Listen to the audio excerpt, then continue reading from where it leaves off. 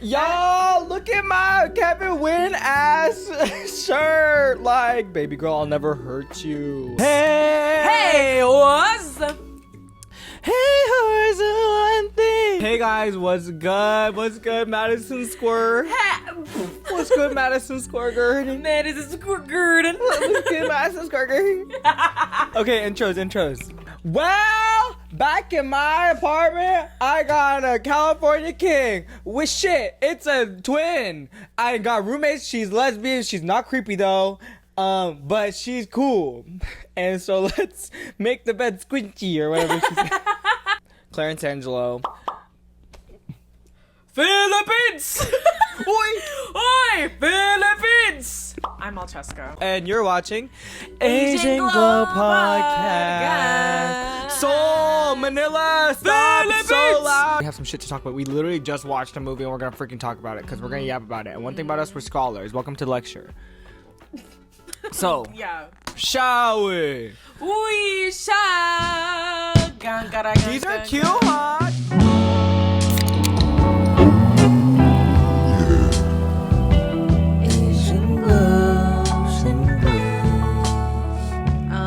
I think that's good. We just watched like a widowy cute ass movie. Yeah. I bought the tickets at 12:30 and the movie showing was at 12:40. And the title of this movie is what I was when I was not single. Inside Out. That is rancid. That's a really crazy. That is rancid to say about a kids movie. But okay. First off, Can y'all kids like movie. just stick with us for like 5 seconds? This movie, I mean, okay, I'm not giving it a 10 out of 10. I'll go ahead and start off with that. I'm not going to hype it up. I'm not going to suck movie- something that isn't hard for me. Like, the movie was not a 10 out of 10, I will say. first of all, did you shed a tear? I did. I shed a tear. I did. I actually shed multiple tears. Well, Why are you talking about like this is a bad movie to you? You be Okay. crying like what fucking month is it? Oh, July, you're a and I'm water a sign. Cancer, bitch. What the fuck? Okay. Okay.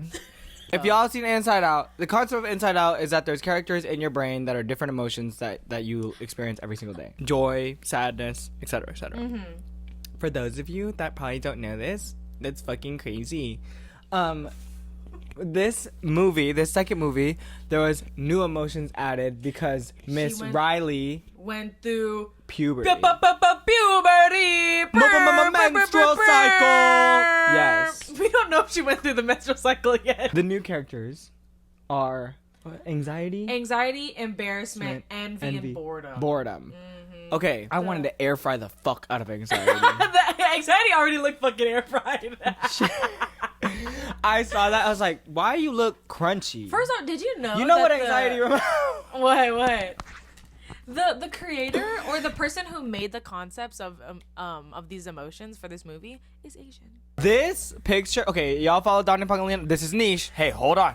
Yo, this is niche. Put up this photo of niche. Mr. DK. Donnie Pangilinan, my baby's father. That looks like anxiety. That's anxiety right there. That looks like anxiety. Yeah. Anyways, embarrassment's so cutie patootie. Envy's so cutie patootie too. I did not like Envy. Oh, Envy was giving freaking they them. Envy was giving also like kawaii. They them kawaii Egyo queen. What the fuck did I just say? That is for sure a username out there. That would put a conservative in a fucking coma. Oh yeah. They them kawaii Egyo queen. I loved embarrassment though. I love embarrassment. Well, you know what's crazy? Huh. So I watched it with my boyfriend, and then after he was talking about how much he hated anxiety, and he was like, I swear to God, I want to like beat that bitch to the ground every time she like came on the screen. Yeah. And I was like, But me that's the too. point. And then he was like, yeah, but then I also realized like that's sometimes how you think, girl. Jail. That was actually so foul. I was driving. I went. Ah!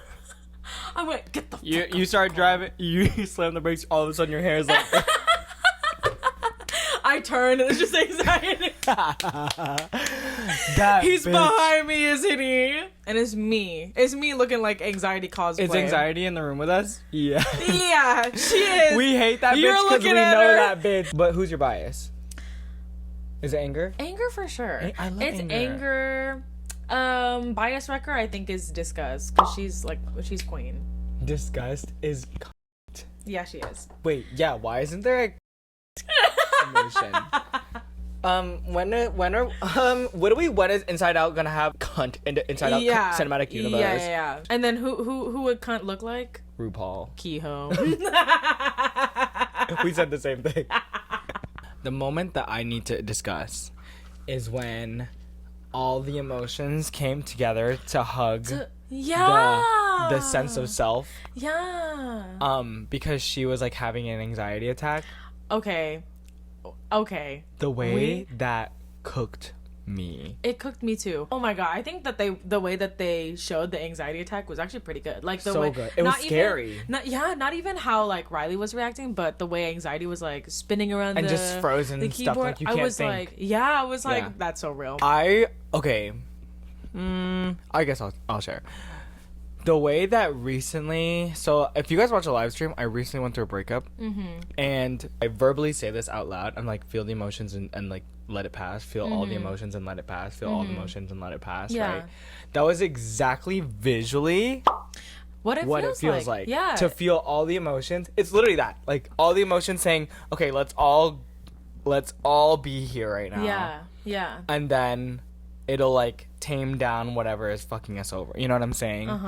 It's not only thinking happy. Yeah. It's not only thinking sad. That's what I thought was really good. It's like when all the emotions were trying to like rip off the anxiety, like what is it, like the belief? Yeah. And then like it just wouldn't work, and then they all had to go around like the new like found belief. Yeah. I'm being so for real when I say like, oh my gosh, I'm gonna like kind of overshare.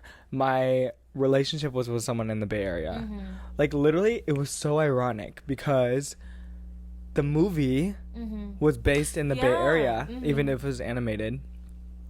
And like the way that I actively was like during the movie when I saw like Bay Area hockey team, Bay Area high school, I actively was like, okay, feel all the emotions and like just let it pass because you're watching a movie.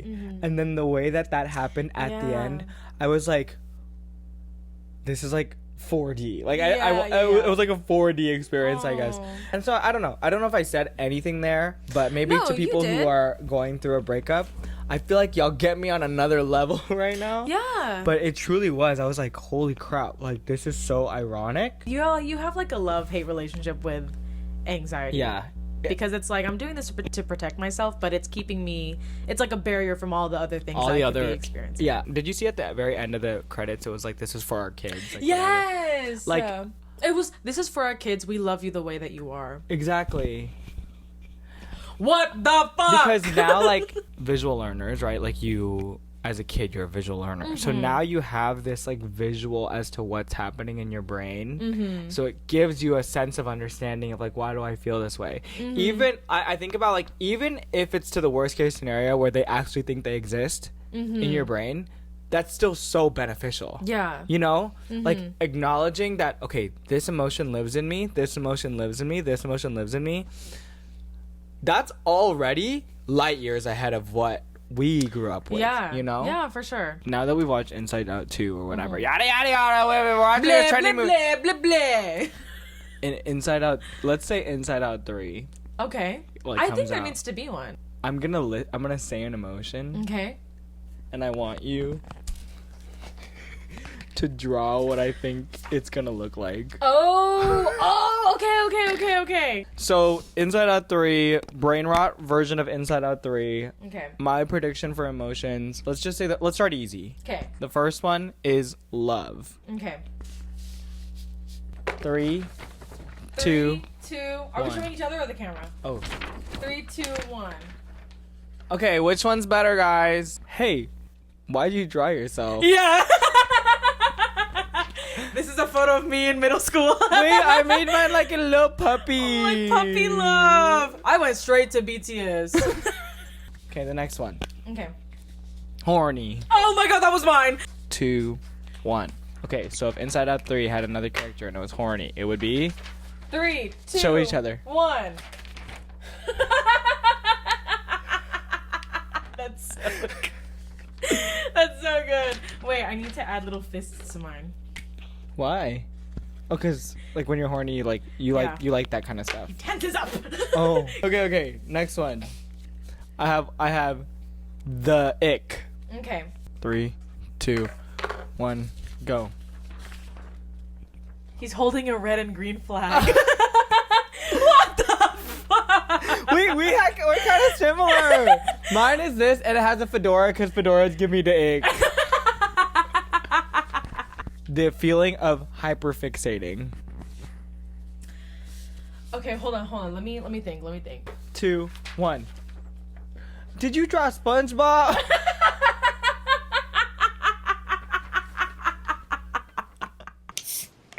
Switching topics now. Okay. Recently, guys, you guys saw on Instagram, I judged a K-pop competition. The same weekend, I went to my very first dance intensive. Mm-hmm. It was Bitch, good. that dance intensive. Some may say I left inspired. There were teachers from Korea, teachers from New York, teachers from New Zealand, and teachers from LA. There's few moments in life where I find people doing what they're meant to be doing in the moment. Like seeing it actually in action. Yeah. You know, when you find moments like that, it is like, oh, you're like, this is what life is all about. Yeah. You know, just like seeing people do what they're meant to be doing.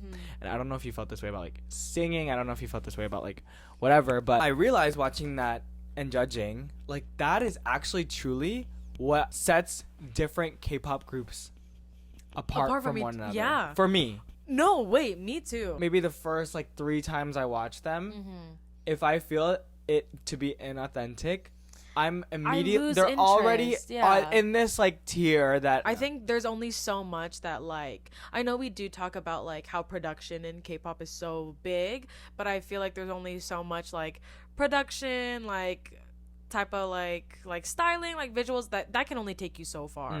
But when you see groups like like BTS, like I feel like all of them, that is what they're all supposed to be doing like in this exact moment. And so it just as a fan, like as an audience like member, it's just way more attractive because you get that like emotional like I'm so lucky to be watching someone or live in the same time period as someone that's so passionate about their craft. That exact thought. It's when so you're like, rare. I'm very grateful to be alive while you are alive. Yeah. Like Beyonce is one of them. You know what I'm saying? It's BTS is just one like of you them. had to experience, like you had to be there for Exactly. like what if it, like their prime, if it's not their prime, like it just feels different. Ew, that's like no, don't fucking apologize, girl. The whole concept of K-pop is like a business. Like there's people who write the chorus of the song, they're called top liners. There's people who write the verse of the song. Idols rarely are even in a part of that experience. But like I think it's transitioning to be more a part of it. You can learn, but everything is a business. Like I realize like to write the chorus is an agency that's connected to Hybe. There's a business that runs them that is like under Hybe, but like they're a separate business. And, like it truly is a business, and at the core of all these agencies reaching out or connecting with each other are these like people to represent the final product, and that's the idol, right? But with all that commercial, with all that business and whatever, you can never commercialize authenticity. Maybe you're on stage and people see it, or maybe the camera's on and people see it. But that for me is what really sets a K-pop group apart. It's like when I'm watching someone like that, you are meant to fucking do this. Like this is like what you're meant to do. And I don't even think I can count on 2 hands groups that I could put in that category. I can name more than 5 idols. Me too. But groups, no. Me too. Yeah. I think to be inspired, like to walk away from like a crazy like festival like Lollapalooza, like watching J-Hope, and be inspired is actually one of the best feelings that you can take away from a concert. Because as you grow up, like you seek inspiration all the time, which I think is a beautiful thing, but rarely does it actually happen. But then when it does, it's like it changes everything. And I feel like that's why a lot of artists, a lot of dancers, a lot of them will just reject making a stable income. Because it's just like, okay, this is what I'm meant to be doing in life. Like this is exactly what it is, you know. Anyways, I just did that's my spiel on that. No, but I get it. I get it, and I bet a lot of y'all get it too. I'm gonna say this, and it might be like you can fully disagree, but in my opinion, no one does it like BTS. No, I fully agree. Like No one does it like them, and like Yeah. that's my opinion. You know, that fucking woman. That's my opinion. But when I listen to their music after not listening to it for a while, Yeah. I'm just like, there is something different about this. That happened to me this morning. It's like this. I No hadn't- one's I- doing it like yeah, that. I haven't listened to like BTS in so long, and then I put them on shuffle, and I was like, wow, it does sound different. I really like how their music, they don't really force me to feel a certain way about the song. Yeah. It's I more get just that. like, here's the final product. Mm-hmm. Take Take it or leave it. it girl. as it is. Yeah. Same how I felt about Eternal Sunshine. We've already talked about a whole episode about this. But like, same with Beyonce. Like, it's just like, this is something that means a lot to me. Mm-hmm. Take whatever you want from it. I like when artists try to like, okay, this is what the song means and this is what you should feel when I'm like, girl, don't. Yeah. Like, stop. Yeah. Like, don't. You're ruining your song. Yeah. The song is a bop already. Like, just let me take what I want. You know what I'm saying? Uh-huh. Welcome back from the Welcome break. back. This part of the podcast is a segment that we like to call Asians answer. This is where we answer your questions that you send us on the Discord and Instagram. Since we talked about dance, someone asked, tips for dance retention. I haven't danced in a long time, but I remember when I was like really like continuously taking dance classes, I would just be like, I have to keep taking dance class In order for it, because yeah. like that's for me at least, that's the only way that I will like retain any sort of dance combo. Memory you know? is a muscle. Mm-hmm. And honestly, the tips for dance retention is you just gotta keep taking class. Yeah. And I would say, on top of that, if let's say you don't have the budget to take class, right? Yeah. Learn a K-pop dance. Yeah, that's what I learn was a gonna say. TikTok Like, dance. Because learning K-pop dances were such like a good, I don't know, not like workout, but like workout for your mind. yeah, Because you have so many like resources to look at, like there's TikTok, there's YouTube, Yeah. and it's like you could really test yourself Exactly. with dance retention. how retention gets easier is like someone does a move, right? And maybe you've never seen it before, but since you've like took so many classes or learned a lot of K-pop dances, you've engaged parts of your body and like that you might have to engage again for a future move. And so just there's a million ways that you can move your body. You're never going to be able to learn all of them. So you might as well learn as much as you can so that when something new comes up, you have this like index that you can kind of lean on. Yeah. So that's my tip for dance retention, because I get it, girl. The first 2 years, first It's 3 years, you just hard. want to rush it and be like, I fucking hate myself because I can't remember shit. But once you get over that, that's when retention actually is a lot easier. Yep. Show up to class with your own personal goals, like, cause I know, like, going to class and being like, I want to be like I want to be the best. I want to be the one that like calls out in the final group. Yeah, you lost the plot. Yeah. Dance is all about sure. community. Dance started from community. For So sure. dance started in tribes, girl, and they did it to share it with each other. So the second you don't do that, you're abandoning the foundation of dance. Next question is, what do you think defines long-term success specifically for K-pop groups? I feel like, what's the business model of K-pop? Like hot visual, Okay, yeah, good okay. vocal. Yeah, visual, vocal, dance. Okay. So can visual? In those three, because I think there's more. I don't think visuals can define long-term Yeah, success. I don't think so either. Like, Actually, you that's duh. you can only be hot for so long, Yeah. you know. I mean, if that case would be successful. That's so sad. That actually breaks my heart. Like, I think it goes back to like the authentic shit. yeah. I think it's talent. You gotta have talent. It's so Actually- hard to it's not hard to be a K-pop idol if you're talentless, but you have to make up in so many other things. Yeah. Because If you don't have talent, then your production team better be crazy. yeah, because K-pop stands will clock you like that, and they're like, "Why do you stand that person? They have literally done nothing. Like, they actually do nothing. They're not." I good." guess, but sometimes they're like, wow, they can sing so well. I'm like, guys, I'm not hearing it. Yeah. Wait. We were saying the same thing. I'm not hearing the same singing Yeah. that you are. No. So I think it's talent. Is this person actually meant to be doing this? Authenticity. Yeah. Okay. Like, and that's, this ties in with my last one, is luck. I think it's like fully timing.